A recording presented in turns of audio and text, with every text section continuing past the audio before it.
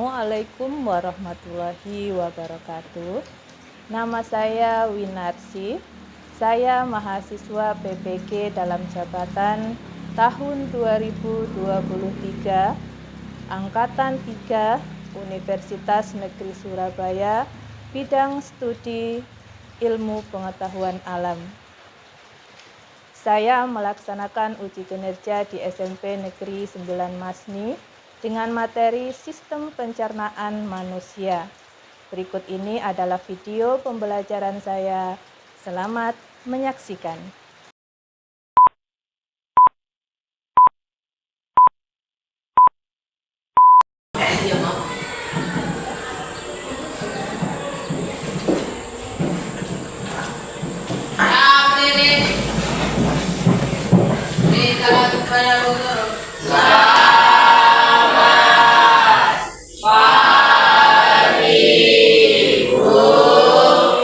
Selamat pagi semuanya.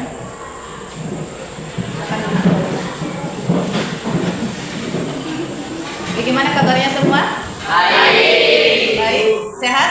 Sehat. Alhamdulillah. Baik, sebelum kita memulai pelajaran, saya minta untuk ketua kelas memimpin untuk doa.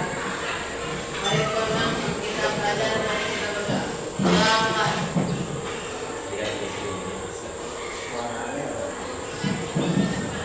Baik, bagaimana untuk hari ini? Semua hadir? Hadir. Semuanya hadir ya.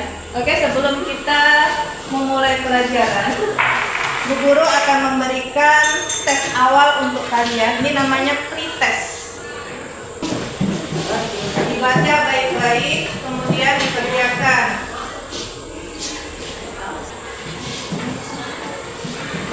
Ya, silakan dikerjakan. Baca baik-baik ya.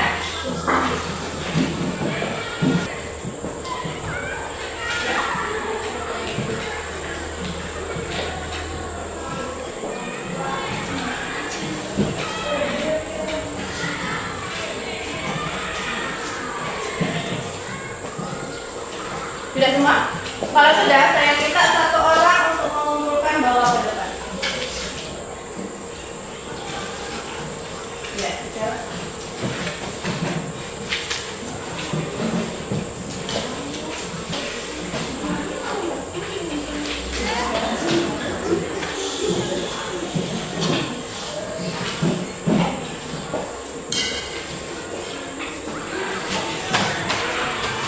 Ya, untuk pretestnya kalian sudah selesaikan. Sekarang perhatikan ke depan.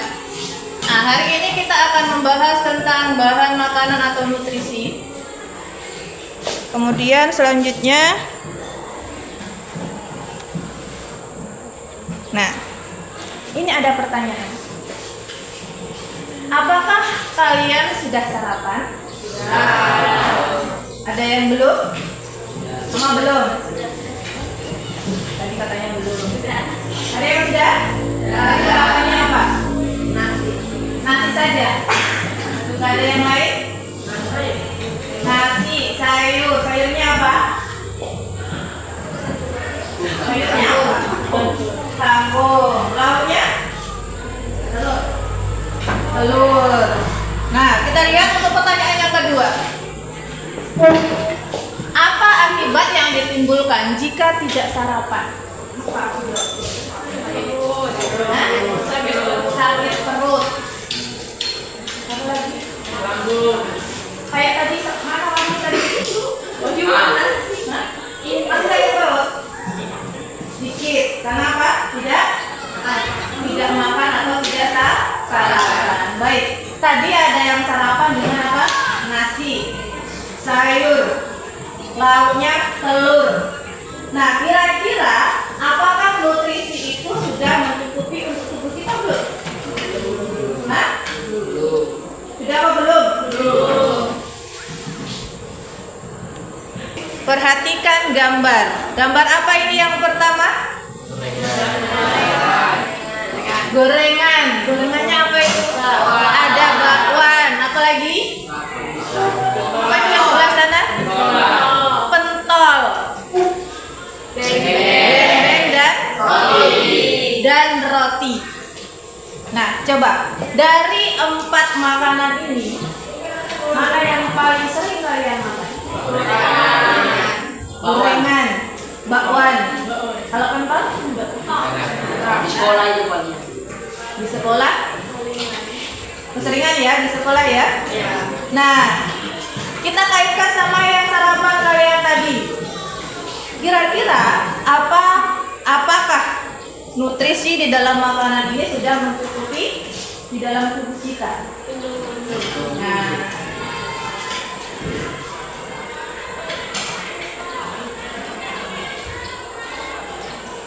sebelum kita jawab pertanyaan tadi, perhatikan di sini. Ada tujuan pembelajaran. Yang pertama, melalui literatur, peserta didik dapat menganalisis jenis-jenis nutrisi yang dibutuhkan manusia. Berarti pada pelajaran ini nanti kita akan menganalisis jenis-jenis nutrisi. Karena yang tadi apa yang kalian makan kan belum tahu nutrisinya apa kan? Ya. Kemudian yang kedua apa? Melalui literatur, peserta didik mampu menyusun gizi seimbang sesuai dengan kebutuhan tubuh manusia dengan benar. Kemudian yang ketiga, melalui kegiatan percobaan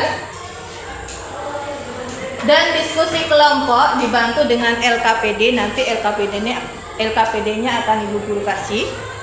Nah, ini peserta didik dapat mempresentasikan. Jadi nanti setelah kalian mengerjakan LKPD, kalian akan mempresentasikan ke depan bersama kelompoknya. Nah, ini mempresentasikan hasil dari uji nutrisi pada makanan. Jadi nanti ada beberapa makanan yang akan diuji itu bersama dengan kelompok.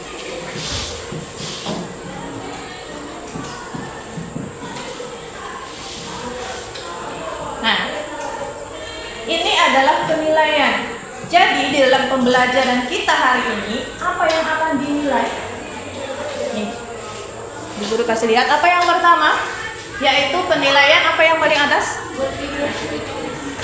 Penilaian yang atas itu sikap. Jadi sikap kalian dinilai.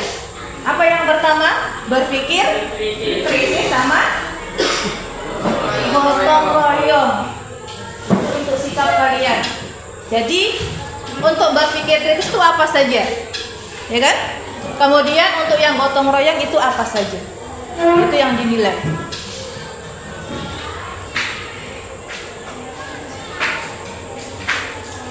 Nah, kemudian apa lagi?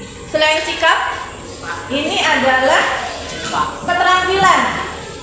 Keterampilannya pada saat kalian nanti mempresentasikan hasil dari diskusi kalian. Nah, bagaimana bahasanya, sudah bagus apa belum? Toh? Oke, selanjutnya. Selanjutnya ini adalah penilaian dari pengetahuan. Pengetahuan itu diambil dari tadi yang pertama adalah pre-test, sudah dilalui. Nah, nanti yang terakhir adalah post-test. Berarti setelah kalian melakukan pembelajaran kemudian diuji kembali. Kalau yang tadi itu namanya uji awal, namanya pre-test. Nanti setelah selesai baru ada yang namanya post-test.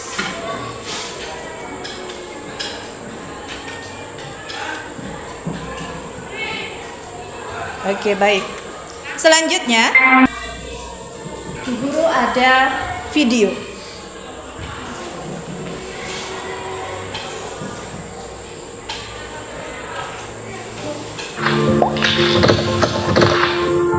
Perhatikan baik-baik videonya. Hai guys, kali ini aku ingin berbicara tentang obesitas. Apa itu obesitas? Obesitas adalah suatu kelainan atau penyakit yang ditandai dengan penimbunan lemak tubuh secara berlebihan, sehingga melebihi batas baik untuk kesehatan. Orang tua atau keluarga Karim mempunyai pandangan bahwa apabila anak-anak banyak atau lahap makan, maka terpenuhnya gizi anak sehingga terlihat gemuk, yang berarti bahwa tubuhnya sehat dan kuat. Padahal Penumpukan gizi dan energi pada tubuh dalam waktu yang lama akan mengakibatkan kegemukan atau obesitas. Faktor yang mempengaruhi obesitas antara lain yang pertama faktor genetik, yang kedua faktor lingkungan, yang ketiga faktor sosial ekonomi dan gaya hidup, yang keempat faktor pengetahuan, dan yang kelima faktor kemajuan teknologi.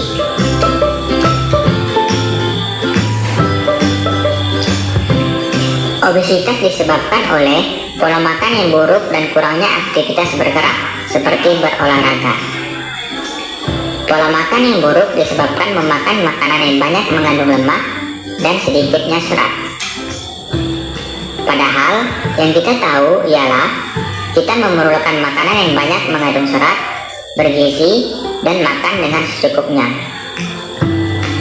Sedangkan kurangnya aktivitas bergerak akan mempengaruhi kebugaran sehingga rentan terserang penyakit.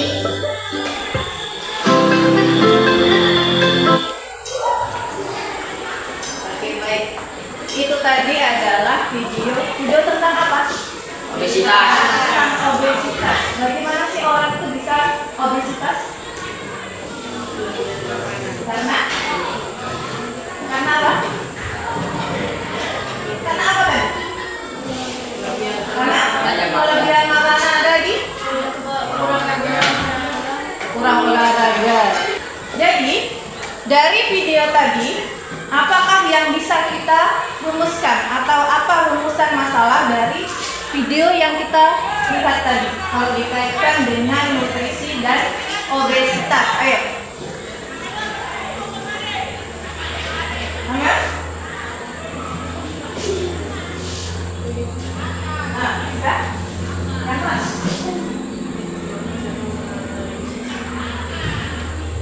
Bagaimana cara menganalisis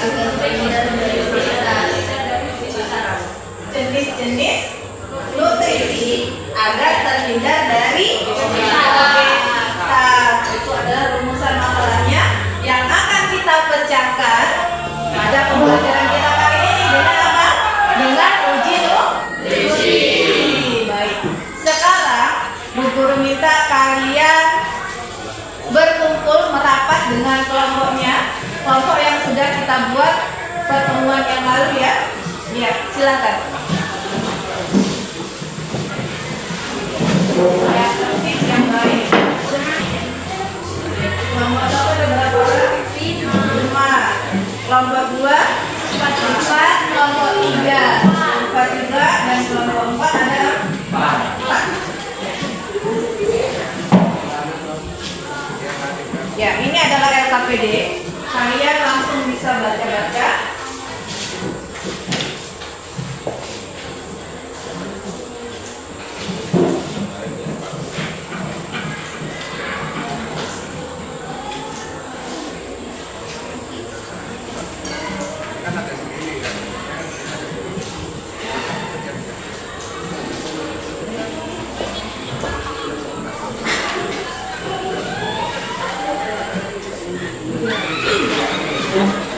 Oke, kalau sudah, silakan kalian mempersiapkan alat dan bahan untuk kita uji nutrisi atau percobaan. Silakan setiap kelompok mengambil alat dan bahannya. Yang tiga. Perwakilan saja.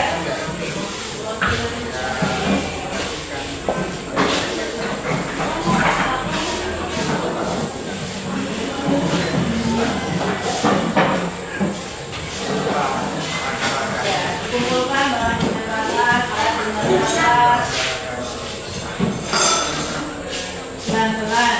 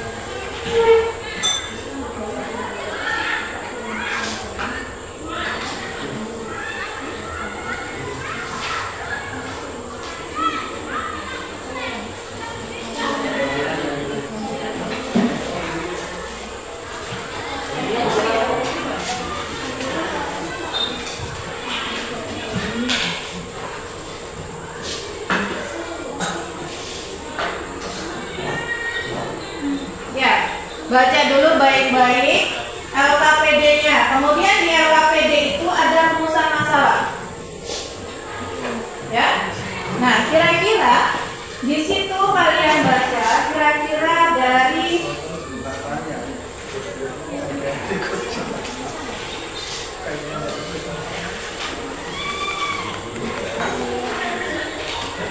ini ya. Di situ ada bacaan. Nah, kalian baca kira-kira rumusan masalah dari tulisan atau bacaannya itu apa? Tulis di bawahnya. Diskusikan dengan teman-temannya, kemudian tulis di bawah.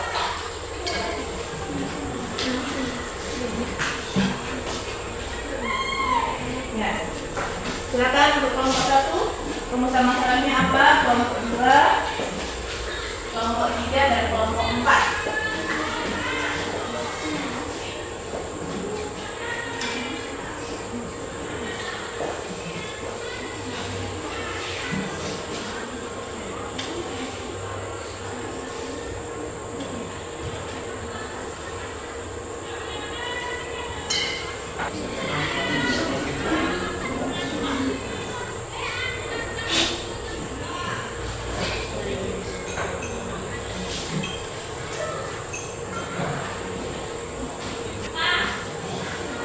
Nah, kalau sudah untuk rumusan masalahnya, silakan kalian melakukan uji nutrisinya.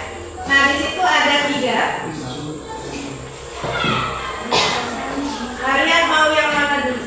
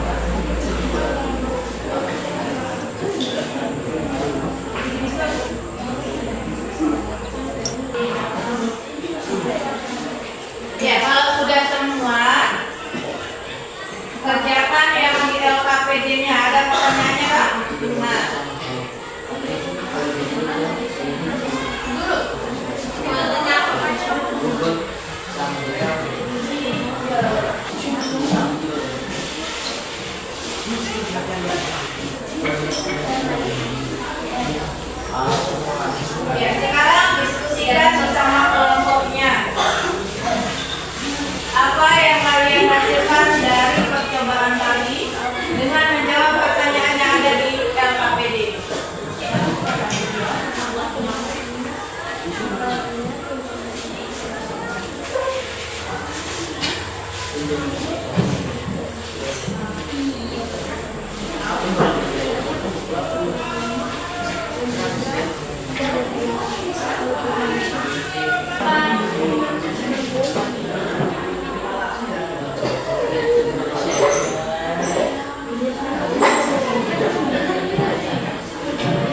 Sudah semua? Oke, kalau sudah, kita kasih kesempatan untuk kelompok 1 terlebih dahulu mempresentasikan hasil dari diskusi dengan kelompoknya. Silakan kelompok 1 maju ke depan. Ya, silakan untuk kelompok 1. Kami dari kelompok 1 ingin mempresentasikan hasil diskusi kami. Kalau mulai dengarkan ya.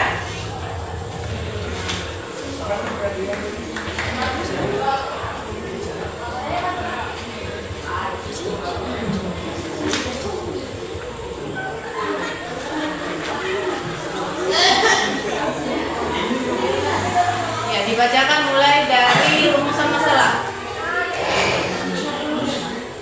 Berdasarkan hasil pengamatan, makanan apa saja yang mengandung lemak, telur adalah telur, pisang, tempe, dan tahu. 2. Apa peranan lemak bagi tubuh? Bagaimana dampaknya apabila kekurangan atau kelebihan lemak dalam tubuh? Lemak diperlukan oleh tubuh untuk melahirkan beberapa vitamin A, B, E, K. Kekurangan lemak dapat menyebabkan lambung malam, gusi lemak, dan lain-lain. Dan jika kelebihan lemak dapat meningkatkan LDL dan lain-lain. Dari hasil praktikum yang kalian lakukan, menurut kalian apa penyebab dari terjadinya obesitas, pola makan yang tidak sehat, dan jarangnya berolahraga? Apakah makanan yang kalian makan setiap hari sudah memenuhi asupan gizi seimbang? Belum. Sebutkan susunan gizi seimbang yang dibutuhkan oleh tubuh. Mengonsumsi aneka ragam makanan pokok, batasi konsumsi panganan manis, asin, dan berlemak, lakukan aktivitas fisik yang cukup, dan pertahankan berat badan ideal. Kesimpulannya adalah dapat disimpulkan bahwa yang mengandung glukosa adalah nasi, telur, pisang, dan yang mengandung lemak adalah telur, tempe, tahu, pisang, dan yang mengandung karbohidrat adalah nasi dan pisang. Sekian presentasi dari kelompok 1. Terima kasih. Iya. Ada yang mau bertanya? Untuk kelompok 1 sudah selesai. Silakan untuk kelompok yang lain yang mau memberikan pertanyaan, silakan. Kelompok berapa? Kelompok 2.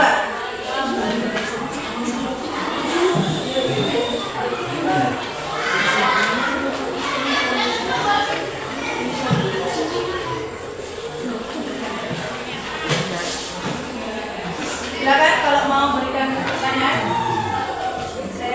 Ya. Mengapa bisa terjadi perubahan warna saat bahan makanan yang mengandung glukosa dideteksi dengan benedict? Karena larutan benedict itu mengandung CuSO4, saat mineral ini ketemu dengan gula reduksi maka akan berbentuk Cu2O yang warnanya kemerahan. Bagaimana kelompok 2? Bayar. Ya? Sabar. Kelompok 4. Kelompok 4 akan memberikan pertanyaan. Ya, silakan.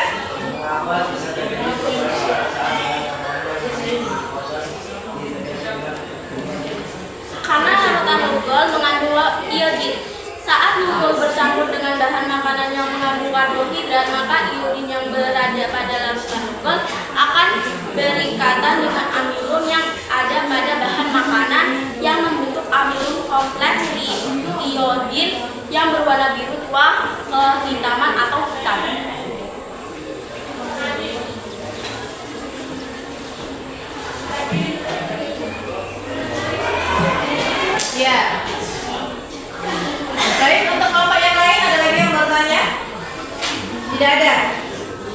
Baik, kalau tidak ada, terima kasih banyak untuk kelompok 1. Kita berikan tepuk tangan untuk kelompok 1.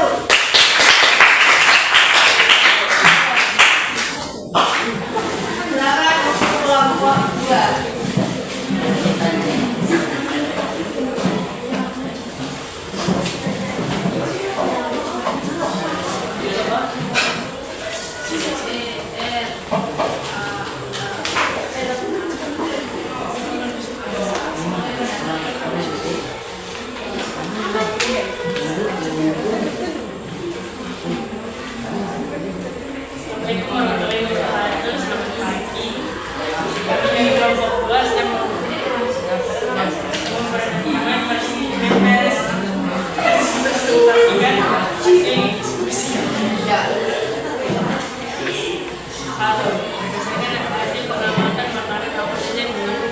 Ya, kelompok yang lain coba dengarkan presentasi dari kelompok 2. Bagi tubuh bagaimana dapatnya apabila kemudian lemak dapat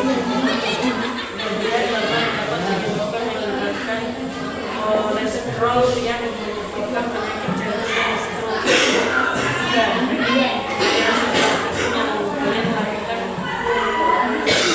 apa yang penyebab dari terjadinya obesitas. Pola makan tinggi karbohidrat dan utama sering mengonsumsi makanan cepat saji dan minuman tinggi gula. Bukan apakah makanan yang kalian makan setiap hari sudah memenuhi asupan gizi sehingga belum. 5. Sebutkan suntikan gizi seimbang yang dibutuhkan oleh tubuh.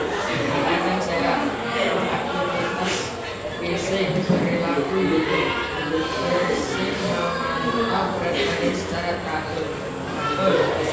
Kesimpulan, makanan yang mengandung glukosa adalah sisa. Makanan yang mengandung lemak adalah nasi, tempe, tahu, pisang.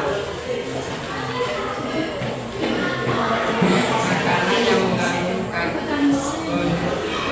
karbohidrat adalah nasi, pisang. Oke, sudah? Ya, presentasi dari kelompok 2 sudah selesai. Silakan yang mau memberikan pertanyaan. Aku. Oke, kelompok 1. Mengapa bisa terjadi perubahan warna saat bahan makanan yang mengandung glukosa dideteksi dengan benen? Iya. Bagaimana kelompok 2? Karena larutan benefits itu mengandung CSO4 saat senyawa ini ketemu dengan gula reduksi maka akan membentuk CU2O yang warnanya kemerahan. Bagaimana kelompok 1? Iya. Ada yang lain dari kelompok yang lain pertanyaan? Saya. Iya, silakan. Kenapa bisa terjadi perubahan warna saat Iya. Kenapa? Kata kurang jelas pertanyaannya. Ulang. Mengapa bisa terjadi perubahan warna saat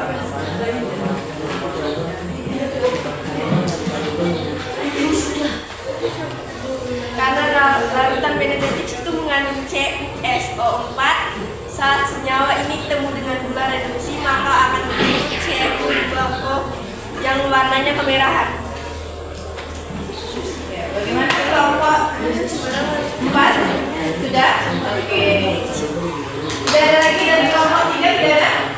Tidak ada. Baik, kalau begitu terima kasih untuk kelompok 2. Berikan tepuk tangan untuk kelompok 2. Ya baik. Tadi kalian sudah melakukan uji nutrisi. Nah, sekarang ini ada video. Pilih yang mana ya? Nah, Yang kalian ini perhatikan. atau yang ini? Jadi bingung.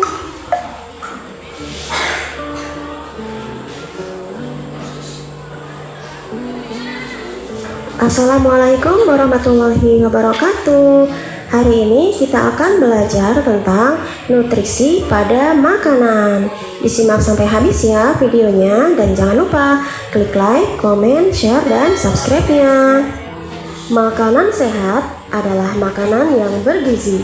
Artinya harus mengandung nutrisi yang diperlukan tubuh. Misalnya karbohidrat, protein, lemak, vitamin, mineral, dan juga air. karbohidrat. Siapa sih yang tak kenal dengan nasi? Nasi adalah makanan pokok masyarakat Indonesia. Nasi mengandung karbohidrat. Selain nasi, makanan yang mengandung karbohidrat yang lain adalah jagung, roti, kentang, tepung, sereal, dan lain-lain. Fungsi karbohidrat adalah sebagai sumber energi utama dalam tubuh. Setiap 1 gram karbohidrat menghasilkan 4,1 kilokalori. Konsumsi karbohidrat yang terlalu berlebihan dapat menyebabkan penyakit diabetes. Protein. Siapa yang sering makan 3T alias tempe, tahu, dan telur? Makanan itu banyak proteinnya loh. Selain 3T tadi, makanan yang mengandung protein misalnya daging, ikan, susu, dan juga kacang-kacangan. Protein dibutuhkan sebagai penghasil energi seperti halnya karbohidrat. Selain itu, protein juga berperan untuk pertumbuhan dan mengganti sel tubuh yang rusak, pembentuk enzim dan hormon, dan pembentuk antibodi atau sistem kekebalan tubuh. Jika anak kekurangan protein, maka dapat menyebabkan penyakit kwashiorkor atau biasa disebut dengan busung lapar. Lemak. Hati-hati mengkonsumsi terlalu banyak makanan berlemak ya adik-adik. Bisa-bisa kolesterol meningkat yang dapat menyebabkan penyakit jantung dan juga stroke. Misalnya, makanan yang mengandung lemak antara lain daging, susu, keju, dan juga makanan-makanan yang berminyak. Lemak berperan sebagai sumber energi yang terbesar bagi tubuh. Setiap 1 gram lemak setara dengan 9,3 kilokalori. Lemak juga berperan sebagai pelarut vitamin A, D, E, dan K, kemudian pelindung dari suhu rendah, dan juga penahan dari rasa lapar. Vitamin. Buah dan sayur kaya akan vitamin. Vitamin diperlukan tubuh dalam jumlah sedikit, namun tetap harus ada, karena dapat mencegah beberapa penyakit. Vitamin ada yang larut dalam lemak dan ada juga yang larut dalam air. Vitamin yang larut dalam lemak antara lain vitamin A untuk menjaga kesehatan mata, vitamin D menjaga kesehatan tulang dan gigi, vitamin E menjaga kesehatan kulit dan alat reproduksi, dan vitamin K membantu proses pembekuan darah. Sedangkan vitamin yang larut dalam air antara lain vitamin B mengatur pertumbuhan dan metabolisme tubuh, dan vitamin C menjaga daya tahan tubuh dan kesehatan gusi. Mineral. Selain vitamin yang diperlukan dalam jumlah sedikit, mineral pun sama, tetapi tetap harus ada ya. Makanan seperti telur, susu, kacang panjang, jeruk, dan lain-lain banyak mengandung mineral. Beberapa contoh mineral yang penting bagi tubuh antara lain kalsium dan fosfor sebagai bahan pembentuk tulang dan gigi, zat besi sebagai bahan utama penyusun hemoglobin pada sel darah merah, yodium sebagai sumber hormon tiroksin yang dapat mencegah penyakit gondok, natrium dan kalium yang dapat mempercepat penghantaran impuls pada saraf dan juga kerja pada otot. Nah, satu lagi adalah air. Sekitar 60-80% sel tubuh makhluk hidup terdiri atas air. Tubuh dapat kehilangan air ketika bernapas, berkeringat, buang air kecil, maupun buang air besar. Kehilangan air tersebut harus segera diganti dengan minum air sebanyak 2 liter atau 8 gelas sehari. Kekurangan air akan menyebabkan dehidrasi. Bukan hanya dari minum saja kita mendapatkan air, makanan pun banyak mengandung air, misalnya dari sayur-sayuran, buah-buahan seperti semangka, apel, jeruk, dan lain-lain. Nah, itulah penjelasan tentang nutrisi pada makanan. Kalau adik-adik harus memilih antara makanan bergizi dan cepat saji, mana yang adik-adik pilih? Ya jelas pilih makanan bergizi ya. Boleh sih mengkonsumsi makanan cepat saji, tapi tidak berlebihan. Baik, sampai di sini dulu video hari ini. Tetap utamakan kesehatan dibanding hanya kenikmatan. Terima kasih dan wassalamualaikum warahmatullahi wabarakatuh. Ya, baik ya. Itu tadi kalian sudah menyaksikan video tentang apa? Jenis-jenis nutrisi. Karena dari awal tadi guru sudah tanya, sudah sarapan, sudah, tapi kan kalian belum tahu. Kira-kira di dalam makanan yang kalian makan pada saat sarapan itu nutrisinya sudah terpenuhi belum? Atau memenuhi belum dalam tubuh kita, ya kan? Nah, tadi kalian sudah melakukan uji nutrisi dari berapa macam bahan makanan? 5. Ada 5. Nah, kalian juga sudah tahu kandungan-kandungan dari nutrisinya. Nah, sekarang apa yang kalian dapat hari ini dari pembelajaran kita dari awal tadi sampai sekarang? Apa yang kalian dapatkan hari ini?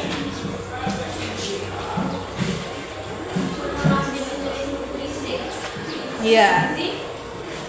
Tentang jenis-jenis nutrisi. Kemudian apa lagi? Zat gizi atau gizi seimbang. Kemudian bagaimana kegiatan pembelajaran ini? Apakah menyenangkan buat kalian? Tidak. Ya, karena kalian melihat langsung bagaimana menguji dari kandungan-kandungan di dalam makanan. Nah, dari pembelajaran kita mulai dari awal tadi sampai sekarang, apa yang dapat kita simpulkan? Yuk. Yang dapat kita simpulkan apa? Sesuai dengan tujuan pembelajaran tadi, yaitu ya, jenis-jenis nutrisi. Jenis-jenis nutrisi yang pertama apa? Lemak. Apalagi? Protein. Vitamin. Mineral. Air. Apalagi? Karbohidrat. Karbohidrat ya, bukan karbon dioksida. Karbohidrat. Nah, kemudian yang kedua apa? Gizi seimbang. Apa sih itu? Makanan sehat, aktivitas fisik, perilaku hidup bersih, dan memantau berat badan secara teratur. Ya, yang lainnya ada. Apa? Ada. Nah, yang kedua apa? Ada? Gizi seimbang adalah makanan sehat. Apa?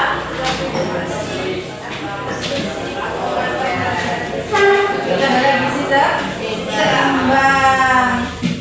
Oke, selanjutnya, karena tadi yang pertama kalian sudah mengerjakan pretest, itu adalah uji awal. Nah, sekarang setelah kalian melakukan pembelajaran, kalian sudah tahu kan?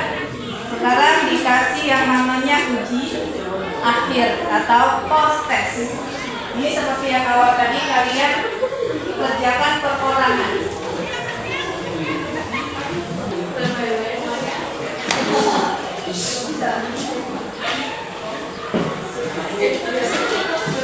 Ya, kalau sudah satu orang kumpulkan bawa ke depan.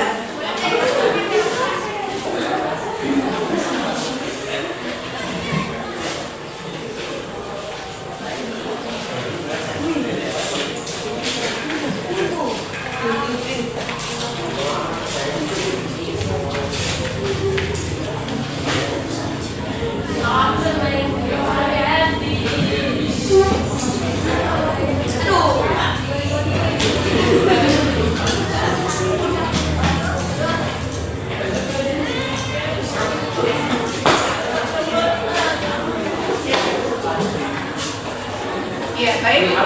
Tadi kita sudah melakukan serangkaian pembelajaran mulai dari awal dengan pretest, kemudian ditutup dengan post test atau uji akhir pengetahuan kalian. Baik, saya kira pertemuan kita cukup sampai di sini. Terima kasih untuk hari ini. Untuk menutup pertemuan kita, saya minta ketua kelas untuk memimpin doa.